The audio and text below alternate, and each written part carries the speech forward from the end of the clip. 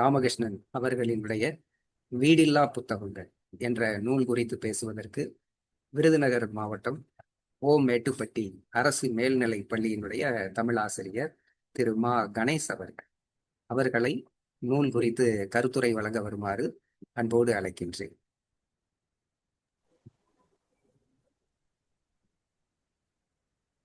விருதுநகர் அஞ்சிரை தும்பி இலக்கிய வட்டம் சார்பாக நடைபெறுகின்ற எஸ்ரா நூல்கள் 100 என்ற இணையவழி நிகழ்வில் இணைந்துள்ள உங்கள் அனைவருக்கும் என்னுடைய வணக்கத்தினை தெரிவித்துக் கொள்கின்றேன். எஸ்ரா அவர்களுடைய வீடில்லா புத்தகங்கள் என்ற இந்த நூலை பற்றிய கருத்துக்களை உங்களோடு பகிர்ந்து கொள்வதிலே பெருமிதம் அடைகின்றேன். இந்த நூல் 57 கட்டுரைகளை உடையது. ஹிந்து இதழ்ல வார வாரம் அந்த கட்டுரைகளுடைய தொகுப்பு தான் இந்த நூல். இந்த நூலுக்கான பெயர் காரணம் பார்த்தீங்க அப்படின்னா, வீடில்லா புத்தகங்கள் அப்படிங்கிற ஒரு வார்த்தை யார் சொன்னதுன்னா, வர்ஜீனியா உல்ஃப் அப்படிங்கிற ஒரு பெண் எழுத்தாளர் பழைய புத்தக கடையில உள்ள நூல்களை வீடில்லா புத்தகங்கள் அப்படின்னு சொல்றார். இந்த நூல்லையும் எஸ்ரா பெரும்பாலும் பழைய புத்தக கடைகளை பற்றியும், பழைய புத்தக கடைகளில் உள்ள நூல்களை பற்றியும், இந்த பழைய புத்தக கடைக்காரர்கள் பற்றியும் நிறைய பேசியிருக்கிறார். அது மட்டுமல்லாமல் நிறைய சிறந்த நூல்களை நமக்கு இந்த நூலின் வழியாக அறிமுகம் செய்கிறார். இந்த ஒரு நூல் கிட்டத்தட்ட ஒரு 100கணக்கான நூல்களை நமக்கு அறிமுகம் செய்கிறது. பெரும்பாலும் ஒரு பக்கத்துக்கு குறைந்தபட்சம் ஒரு நூலாவது அவர் அறிமுகம் செய்திருப்பார். அந்த அளவிற்கு இந்த நூலிலே அதிகமான நூல்கள் எஸ்ரா அவர்களால் நமக்கு அறிமுகம் செய்யப்பட்டிருக்கிறது. ரொம்ப சுவாரஸ்யமா இந்த நூல் ஆரம்பிக்கும். ஒரு பழைய புத்தக கடையில புத்தகம் வாங்குவது கூட ஒரு கலை அப்படின்னு சொல்லி எஸ்ரா அவர்கள் சொல்றார். பழைய புத்தக கடையில உள்ள நுழைஞ்சோடனே ரொம்ப ஆர்வமா ஒரு புத்தகத்தை எடுத்தோம்னா, ஐயோ இது இவனுக்கு ரொம்ப தேவையான புத்தகம் போல இருக்கு அப்படின்னு சொல்லி விலையை அதிகமா சொல்லுவாங்களாம். அப்ப அவங்களுக்கு தோணுனதான் விலை, அவங்க சொல்றதுதான் விலை. அப்ப அதே புத்தகத்தை நம்ம இல்ல சும்மா பார்க்கதான் எடுத்தேன் அப்படின்னு சொல்லிட்டு புத்தகத்தை வச்சோம்னா, ஐயா எவ்வளவுக்கு வேணும் வாங்கிக்கங்க அப்படின்னு சொல்லி சொல்லுவாங்க. பழைய புத்தக கடையில ஒரு புத்தகம் வாங்குவது கூட கலை அப்படின்னு தான் அந்த பழைய புத்தகத்தை பத்தி அவர் அறிமுகப்படுத்துறாரு. அது மட்டும் இல்ல, அந்த பழைய புத்தக கடைக்காரர்களை பற்றி அறிமுகப்படுத்தும் போது ரொம்ப சிறப்பா சொல்றாரு. நிறைய மனிதர்கள் அந்த கடை வைத்து பெரும்பாலும் சம்பாதிப்பதில்லை. அவர்கள் அந்த தொழில் மூலமா பெரிய பணக்காரங்களாயிட்டாங்க அப்படின்லாம் இல்லை. அவர்கள் அந்த தொழில் நேசிக்கிறார்கள், அந்த புத்தகத்தை நேசிக்கிறார்கள். அதனாலதான் அந்த வேலையை அவங்க தொடர்ந்து செய்யறாங்க அப்படின்னு சொல்றாரு. ஒரு நாள் ஒரு பெரிய மழை, நல்ல மழை பெஞ்சிட்டு இருக்கு. அப்ப எஸ்ராவுடைய வீட்டு கதவை ஒருத்தர் தட்டுறார். அவர் ஒரு அடையாறுல ஒரு புத்தக கடை வச்சுட்டு கூடியவர் அப்படிங்கிறது எஸ்ராவுக்கு தெரியும். தொடர்ந்து என்னன்னு கேட்கிறாரு. இல்லைங்கய்யா, இன்னைக்கு முழுவதும் நல்ல மழை பெஞ்சதுனால வியாபாரமே இல்லை அப்படின்னு சொல்லிட்டு ஒரு கையில கொண்டு வந்த ஒரு 5 புத்தகங்களை கையில கொடுத்து, இதெல்லாம் வச்சுக்கிட்டு ஒரு 200 ரூபா கொடுங்கய்யா அப்படின்னு சொல்லி கேட்கிறாரு. இல்ல, நீங்க உங்களை இந்த சூழ்நிலையை பார்த்ததுக்கு அப்புறம் எனக்கு இந்த புத்தகங்களை இல்லாம கூட நான் ரூபா கொடுத்துருவேன் அப்படின்னு எஸ்ரா சொல்றாரு. இருந்தாலும் அவர் இந்த புத்தகங்களை கொடுத்துட்டு, இந்த 200 ரூபா நீங்க கொடுத்தீங்கன்னா எங்க வீட்டுல இன்னைக்கு எல்லாரும் பசி ஆறுவோம் அப்படின்னு சொல்லி புத்தகங்களை வாங்கிட்டு போறாரு. அடுத்த நாள் எஸ்ரா அடுத்த நாள் காலையில அந்த இடத்துக்கு போய் பாக்குறாரு. புத்தகங்கள்லாம் மழையில நனைஞ்சு கிடக்குது. அந்த கடை அதுக்கப்புறம் திறக்கவே இல்லை. அதுக்கப்புறம் கொஞ்ச நாள் கழிச்சு அந்த மனிதரை அவர் சந்திக்கிறாரு. அவர் ஒரு பழைய பேப்பர் வியாபாரம் பண்ணிக்கிட்டு இருக்காரு. என்னன்னு கேட்கும் பொழுது, ஐயா புத்தகங்கள் எல்லாம் மழையில நனைஞ்சிருச்சு, வியாபாரம் திறந்து பார்க்க முடியல. ஆனாலும் ஆசைதான் எனக்கு அந்த வியாபாரம் பார்க்கறதுக்கு, ஆனா முடியல அப்படின்றார். இப்ப நமக்கு இயலாம இருக்கும் பொழுது கூட அந்த புத்தகங்களை நேசிப்பதனால் சில மனிதர்கள் அந்த வியாபாரத்தை திறந்து பண்றாங்க அப்படிங்கிறத அவர் சொல்றாரு. அது மட்டும் இல்ல, ஒரு புத்தக கடைக்கு எஸ்ரா போறாரு. அந்த புத்தக கடைக்கு வெளியே ஒருத்தர் சேர் போட்டு உட்கார்ந்துருக்காரு. இவர் புத்தகங்களை தேடிட்டு ஒரு ஆங்கில புத்தகத்தை எடுத்துட்டு, இது என்ன விலை அப்படின்னு புத்தக கடைக்காரர் கேட்கிறாரு. உடனே அந்த புத்தக கடைக்காரர் சொல்றாரு, அந்த வெளியே உட்கார்ந்துருக்காருல அவர்கிட்ட புத்தகத்தை கொடுங்க, அவர் என்ன விலைன்னு சொல்லுவாருன்னு சொல்றாரு. உடனே அந்த புத்தக கடைக்காரர் அந்த வெளியே உட்கார்ந்துருக்கவர்கிட்ட போய் எஸ்ரா புத்தகத்தை கொடுக்குறாரு. அவர் புத்தகத்தை திறந்து பார்த்து ஒரு விலை சொல்றாரு. அப்ப அவருக்கும் எஸ்ராவுக்கு ஒரு அறிமுகம் கிடைக்குது. நீங்க ஏன் இங்க என்ன பண்றீங்க இங்க அப்படின்னு சொல்லி கேட்கும் பொழுது, நான் ஒரு 10 வருடமா ஒரு தனியார் நிறுவனத்துல வேலை பார்த்தேன். எனக்கு புத்தகம் படிப்பது மிகவும் பிடிக்கும். ஒரு சமயம் இந்த புத்தக கடைக்கு வரும்போது எனக்கு பிடித்த ஒரு புத்தகம் இருந்துச்சு. புத்தக கடைக்காரருக்கு தெரியாம அதை நான் எடுத்து போயிடலாம் நினைச்சேன். அப்ப அவர் பார்த்துட்டு, இந்த புத்தகம் உங்களுக்கு வேணுமான்னு கேட்டாரு. வேணும்னு சொன்னேன். சரி படிச்சுட்டு நாளைக்கு காலை கொண்டு வாங்கன்னு சொல்லி கொடுத்தாரு அப்படின்னு சொல்லி சொல்றாரு. அவரும் திருட நினைச்சவரும் புத்தகத்தை வாங்கிட்டு போய் படிச்சுட்டு அடுத்த நாள் கொடுத்துடுறாரு. இதன் மூலமா அவங்களுக்கு ஒரு அறிமுகம் கிடைக்குது.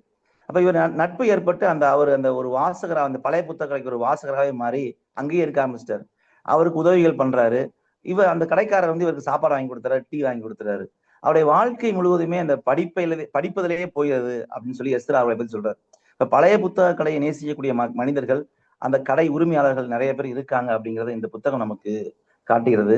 அது மட்டும் இல்ல, வாசகர்கள் எப்படி இந்த உலகத்துல இருக்காங்க, எப்படிப்பட்ட வாசகர்கள்லாம் இருக்காங்க அப்படின்னு சொல்லும்போது, அமீன் அப்படிங்கிறவரை பத்தி எஸ்ரா நமக்கு அறிமுகப்படுத்துறாரு. அமீன் அப்படிங்கிற என்ன பண்ணுவாருன்னா, வாரம் ஒரு முறை புத்தக கடைக்கு போய் ஒரு 30 அல்லது 40 புத்தகங்கள் வாங்குவாராம். வாங்கி அதை நம்முடைய நண்பர்களுக்கு கொடுத்து படிக்க சொல்லுவார். கொஞ்ச நாள் ஒரு வாரத்துக்கு அப்புறமா அமீன் வராம அவருடைய பையன் அந்த கடைக்கு வராரு. கடைக்காரர் ஏன் உங்க அப்பா வரலன்னு கேட்கும் பொழுது, எங்க அப்பாவுக்கு உடம்பு சரியில்லை, மருத்துவமனையில இருக்காரு, ஒரு 100 புத்தகம் வாங்கிட்டு வர சொன்னாரு அப்படின்னு சொல்றாரு. அந்த 100 புத்தகங்கள் அந்த 100 புத்தகங்கள்லையும் என்னால் உங்களுடன் பேச முடியவில்லை, என் சார்பாக இந்த புத்தகங்கள் உங்களோடு பேசும் என்ற அப்படிங்கிற வாக்கியத்தை எழுதி மருத்துவமனையில தன்னை பார்க்க வந்தவர்களுக்கெல்லாம் அமீன் அப்படிங்கிறவரு கொடுத்திருக்கிறார். தன்னால படிக்க முடியாத ஒரு சூழ்நிலை ஏற்பட்ட போது கூட, தன்னால முடியாதுங்கிற ஒரு சூழ்நிலை ஏற்பட்ட போது கூட எல்லாரும் படிக்கணும்னு நினைச்சவர் அவர். அது மட்டும் கொஞ்ச நாள் கழிச்சு அவருடைய பையன் வந்து ஒரு 500 புத்தகங்கள் கேட்கிறாரு. அப்ப அந்த கடைக்காரர் என்னன்னு கேட்கும் பொழுது, எங்க அப்பா இறந்து போயிட்டாரு, இப்ப வந்து ஒரு 500 புத்தகம் வாங்கி அந்த புத்தகங்கள்ல இனி நான் உங்களோடு இருக்க போவதில்லை, என் சார்பாக இந்த புத்தகங்கள் உங்களோடு இருக்கும் அப்படிங்கிற வாசகத்தை எழுதி இந்த புத்தகத்தை 500 பேருக்கு கொடுங்கன்னு சொன்னாரு அப்படின்னு சொல்றாரு. இப்ப புத்தகத்தை நேசிக்கக்கூடிய மக்கள் இந்த உலகத்துல இருக்காங்க அப்படிங்கிறத நம்ம இந்த அமீன் அப்படிங்கிற ஒரு வாசகர் மூலமா தெரிஞ்சுக்க முடியுது. அதே சமயத்துல புத்தகத்தையே திரும்பி பார்க்காத மனிதர்கள் இந்த உலகத்துல இருக்காங்க. என்ன சொல்றாங்கன்னா, உலகத்துல 5% மக்கள் தான் தீவிரமான வாசகர்களா இருக்காங்க, படிக்கிறாங்க. மற்ற யாருமே படிப்பை ஒரு பெருசா எடுத்துக்கிறது இல்லை அப்படின்னு சொல்றாரு. அதுக்கு ஒரு நிகழ்வையும் உதாரணமா சொல்றாரு. அவருடைய நண்பர் ஒருவர் 100 புத்தகத்தை எடுத்துட்டு, அதாவது உலக புத்தகத்தினால் அன்னைக்கு ஒரு 100 புத்தகத்தை எடுத்து ஒரு அப்பார்ட்மெண்ட்டுக்கு போறாரு. போய் இலவசமா இந்த புத்தகங்களை மக்களுக்கு கொடுப்போம், அப்படியாவது படிப்பாங்க அப்படிங்கிறதுக்காக அந்த புத்தகங்களை கொண்டு போறாரு. ஒவ்வொரு வீட்டா கதவை தட்டி புத்தகங்களை கொடுக்குறாரு. யாருமே வாங்கல. ஒரு சலிப்போட கதவை மூடிடுறாங்க. ஒருத்தர் சொல்றாரு, நான் நியூஸ் பேப்பர் கூட படிக்கிறது இல்லை, எனக்கு எதுக்கு புத்தகம் அப்படின்னு சொல்றாரு. 100 புத்தகங்கள் யாருமே வாங்கல. அவர் ரொம்ப சோகத்துல வெளியே இறங்கி வர்றாரு. அந்த அப்பார்ட்மெண்டோட வாட்ச்மேன் மட்டும், ஐயா எனக்கு ஒரு புத்தகம் கொடுங்க, நான் என்னுடைய பேத்திக்கு வாசிக்க கொடுக்குறேன் அப்படிங்கிறார். அந்த அளவில் தான் இன்னைக்கு வாசிப்பு இருக்கு அப்படிங்கிறதையும் பதிவு பண்றாரு. புத்தகங்கள் வாசிக்கப்படணும் அப்படிங்கிற ஒரு தன்னுடைய கருத்தை வந்து எஸ்ரா இந்த நூல்ல பெரும்பான்மையான இடங்கள்ல பதிவு பண்றாரு. அது மட்டும் இல்ல, அந்த புத்தக கடை, புத்தகம், அதை தாண்டி இந்த நூல்ல வந்து பாத்தீங்க அப்படின்னா, அவர் புத்தக கடைகள் மூலமாக பெற்று பழைய புத்தக கடை மூலமாக பெற்று வாசித்த அல்லது பல நிகழ்வுகளின் மூலமாக பெற்று வாசித்த பல நூல்களை நமக்கு வந்து இந்த நூல் மூலமா அறிமுகப்படுத்துறாரு. சென்னை புத்தக கண்காட்சியில வந்து புத்தக பரிமாற்ற நிகழ்வுன்னு ஒன்று நடந்ததா சொல்றாரு. அந்த நிகழ்வு என்ன பண்ணாங்க அப்படின்னா, தான் படித்த புத்தகத்தை வந்து மற்றவங்களுக்கு கொடுத்துட்டு படிக்காத புத்தகங்களை வந்து பரிமாறி கொள்ளக்கூடிய ஒரு நிகழ்வு அது.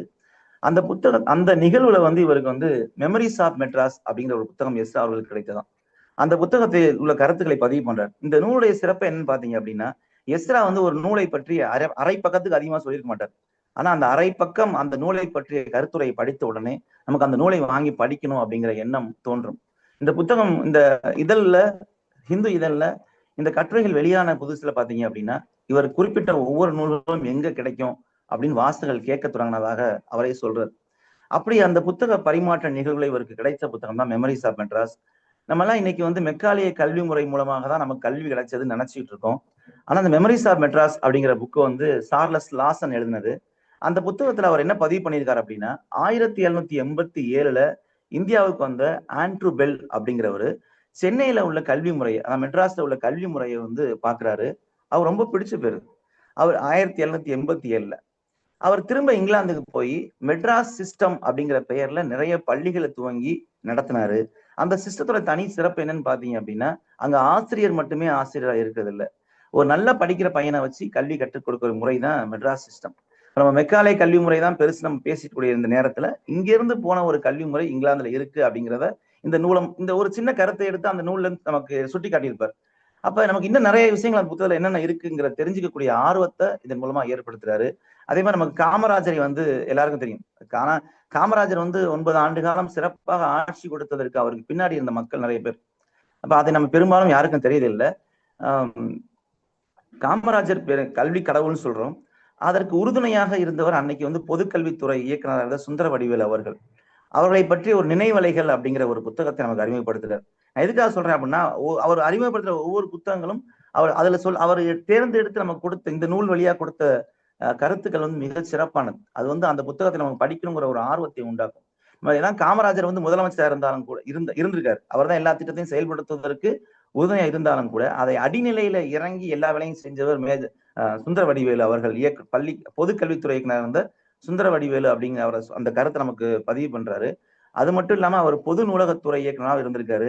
கிராமங்கள்ல கிட்டத்தட்ட 400 கிராமங்கள்ல தமிழ்நாட்டுல நூலகத்தை உருவாக்குனாரு சுந்தர வடிவேலு. அது மாதிரி இலவச கல்வி, இலவச உணவு, மதிய உணவு திட்டம் எல்லாத்தையும் கொண்டு வர்றதுக்கு அந்த களப்பணி ஆற்றியவர் சுந்தர வடிவேலு அப்படிங்கிறத அந்த நினைவலைகள் நூல் மூலமாக நமக்கு சுட்டி காட்டுறாரு. அது மட்டும் இல்ல, இந்த சொத்து வரி விதிக்கிறாங்க இல்லையா, அதுல 10% வந்து நூலகத்திற்காக நூலகத்திற்கு புத்தகங்கள் வாங்குவதற்காக ஒதுக்கணும் அப்படிங்கிற திட்டத்தையும் சுந்தர வடிவேலு அவர்கள் கொண்டு வந்தார் அப்படிங்கிறத சுந்தர வடிவேலு பற்றி நமக்கு பெரும்பாலும் தெரிஞ்சுக்க வாய்ப்பு. நம்ம காமராஜரை பெருசா பேசும்பொழுது அவங்களுடைய நிழலில் இருந்த பலரை மறந்து விடுகிறோம். இப்ப அவங்களையெல்லாம் ஞாபகப்படுத்தி ஆஹ் அதாவது நம்ம அறிந்திராத பல அரிய நூல்களை நமக்கு அறிமுகப்படுத்துறாரு. இந்த நூல்ல எஸ்ரா நம்ம சொல்லுவார், மறுபதிப்பு செய்யப்படாத பல நூல்கள் இன்னும் இருக்கு, நம்ம தெரிஞ்சுக்க வேண்டிய நூல்கள், அரிய நூல்கள் இருக்கு, அதையெல்லாம் எல்லாருக்கும் தெரியணுங்கிறதா என்னுடைய ஆசை அப்படின்னு தான் இந்த நூலை தொடங்குறாரு அவரு. மறுபதிப்பு செய்யப்படாத நிறைய நூல்கள் நமக்கு அறிமுகப்படுத்துறாரு. அதை தேடி எல்லாரும் போகணும், அவை மறுபதிப்பு செய்யப்படணும் அப்படிங்கிறதும் அவருடைய ஆசையும் கூட. இந்த நூல் ஒட்டுமொத்தமா எப்படி இருக்குன்னு பாத்தீங்கன்னா, ஒரு புத்தக பூஞ்சோலை மாதிரி இருக்கு. அப்படியே நடந்து போகும்பொழுது ஒவ்வொரு பூக்களையா ரசித்து போற மாதிரி நம்ம இந்த நூலை ஒவ்வொரு பக்கமும் திரும்பும் பொழுது நிறைய புத்தகங்களை பற்றி நமக்கு ஒரு அறிமுகம் கிடைக்கிறது. அதை படிக்க வேண்டும் அப்படிங்கிற ஒரு ஆர்வம் உருவாகிறது. அதை வாங்கணும் அப்படிங்கிற எண்ணமும் உருவாகிறது. மொத்தத்துல இந்த புத்தகம் எப்படி இருக்கு அப்படின்னா, ஒரு புத்தகத்தை பற்றிய பெரிய ஆர்வத்தை உருவாக்கக்கூடிய ஒரு பொக்கிஷமாக இந்த நூல் விளங்குகிறது என்பது ஐயமில்லை என்று கூறி வாய்ப்பிற்கு நன்றி கூறி விடைபெறுகிறேன். நன்றி, வணக்கம். நன்றி. ஒரு சிறப்பான அந்த நூல் குறித்த அறிமுகம். ஏன்னா அது ஒரு நூல்களினுடைய நூல். ஏன்னா நிறைய நூல்களை பற்றிய அறிமுகத்தை, ஆர்வத்தை ஏற்படுத்துகின்ற நூல். பழைய புத்தக பழைய புத்தக கடைகளுக்கு சென்ற அனுபவம், அங்க இருக்கக்கூடிய பழைய புத்தக கடைக்காரர்கள் என்று அதில் கிடைக்கின்ற அந்த அனுபவம் நம்மோடும் பல சமயங்கள்ல தொடர்புடையதாகவே இருக்கும். மறுபதிப்பு இல்லாத நூல்களை எல்லாம் பெரும்பாலும் கணேஷ் அவர்கள் எடுத்து சொன்னது மாதிரி அந்த பழைய புத்தக கடைகள்ல தான் பார்க்க முடியும். அந்த வகையில் மிகச்சிறப்பாக அந்த நூல்கள்ல இருக்கக்கூடிய சில கட்டுரைகள் வழியாக எடுத்துரைத்து பேசிய கணேஷ் அவர்களுக்கு நன்றியை தெரிவித்துக் கொள்கிறோம். நன்றி.